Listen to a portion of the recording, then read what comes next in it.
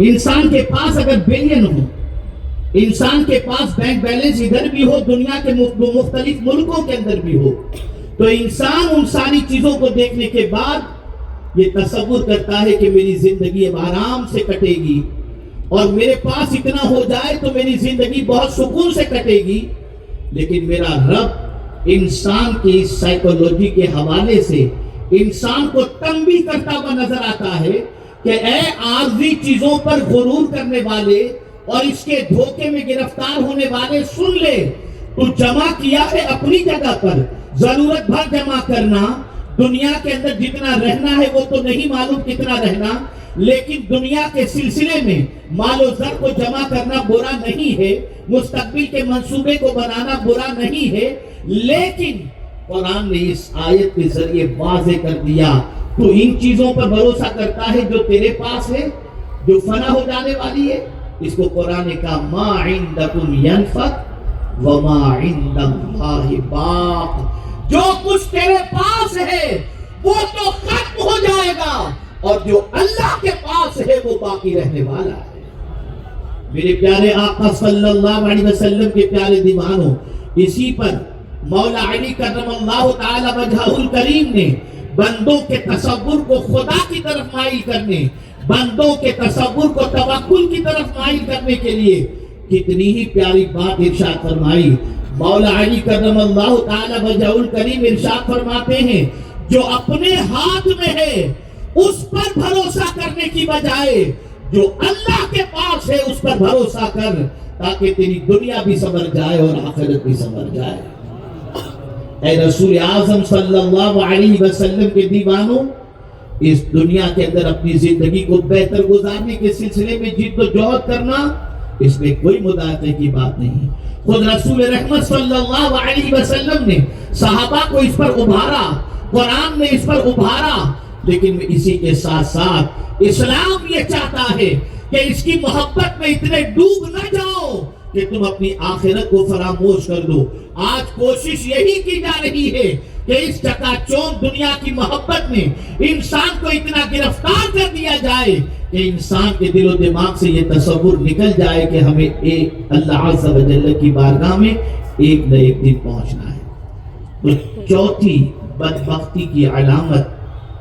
حضرت فضیل بن عیاض فرماتے الرغبۃ فی الدنیا، اور آخری علامت حضرت فضیل بن عیاض رضی اللہ تعالیٰ عنہ فرماتے ہیں طول الامل، لمبی امیدیں، لمبی امیدیں۔ میرے پیارے آقا صلی اللہ تعالیٰ علیہ وسلم کے پیارے دیوانوں، اس کو سمجھنا ہے تو یوں سمجھے، ابھی تو میں جوان ہوں، ابھی کیا اللہ کی فرما برداری کرنا، میں تو ابھی امید ہے کہ ابھی 60-70 سال جیوں گا، 80 سال جیوں گا، پھر میں توبہ کر لوں گا، بعد میں نماز کا پابند بن جاؤں گا، کل سے گناہ چھوڑ دوں گا، پرسوں سے سیدھے راستے پر آ جاؤں گا۔ یہ ساری جتنی بھی لمبی امیدیں ہیں، اگر یہ کیفیت کسی انسان کی پیدا ہو جائے تو حضرت فضیل بن عیاض علیہ رحمہ فرماتے ہیں کہ اس کے بدبخت ہونے میں کوئی کمی نہیں، یہ بھی ایک بدبختی کی علامت ہے۔ لیکن اگر کوئی شخص اس تصور کے اندر ڈوب جائے کہ پتہ نہیں کل کا سورج میں دیکھ سکوں گا یا نہیں دیکھ سکوں گا، آج ہی سے اپنی زندگی کو سنوار لوں اور آج ہی سے اللہ عز و جل اور اس کے رسول صلی اللہ علیہ وسلم کی اطاعت میں اپنی زندگی گزارنے کا عہد کر لوں، گناہوں سے توبہ کر لوں اور کل کے انتظار کی فکر نہ کرے اور لمبی امیدوں کو چھوڑ دے، تو پروردگار جل جلالہ کی بارگاہ میں ایسا انسان بدبخت نہیں سمجھا جائے گا بلکہ وہ انسان خوش نصیب سمجھا جائے گا۔ بہت سارے دنیا میں ایسے ہیں جن کے بارے میں تصور بھی نہیں تھا کہ یہ اس دار فانی سے اتنی جلدی چلے جائیں گے، لیکن ہم دیکھتے ہیں، آپ نے بھی محسوس کیا ہوگا کہ بہت سارے کل تک آپ کے ساتھ اٹھنے بیٹھنے والے ایسے تھے جن کے بارے میں آپ گمان بھی نہیں کرتے تھے کہ وہ اتنی جلدی آپ کو داغ مفارقت دے جائیں گے، لیکن چلے گئے۔ تو آج کی زندگی کو غنیمت جانو، لمبی امیدیں چھوڑ دو، اور لمبی امیدوں پر بہت سارے تو گناہ کرتے ہیں اور سوچتے ہیں کہ بھئی ہم جو ہے وہ بڑی رات کو توبہ کر لیں گے، بڑے مہینے میں توبہ کر لیں گے۔ نہیں، کسی کو نہیں خبر، کوئی نہیں جانتا. اور ایسے لوگوں کے بارے میں قرآن کہتا ہے ذرہم یاکلوا ویتمتعوا ویلہہم الامل. اللہ اپنے محبوب سے فرما رہے چھوڑ دو ان کو، چھوڑ دو. جو کھاتے ہیں پیتے ہیں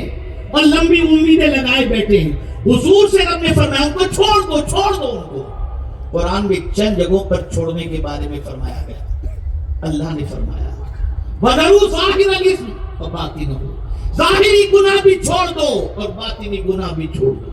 لمبی امیدیں رکھنا چھوڑ دو. اے رسول اعظم صلی اللہ علیہ وسلم کے دیوانوں، ہمیشہ یہ سوچو کہ کبھی بھی موت کا آہنی پنجہ اپنی گرفت میں ہمیں لے سکتا ہے. آج کے دن کو،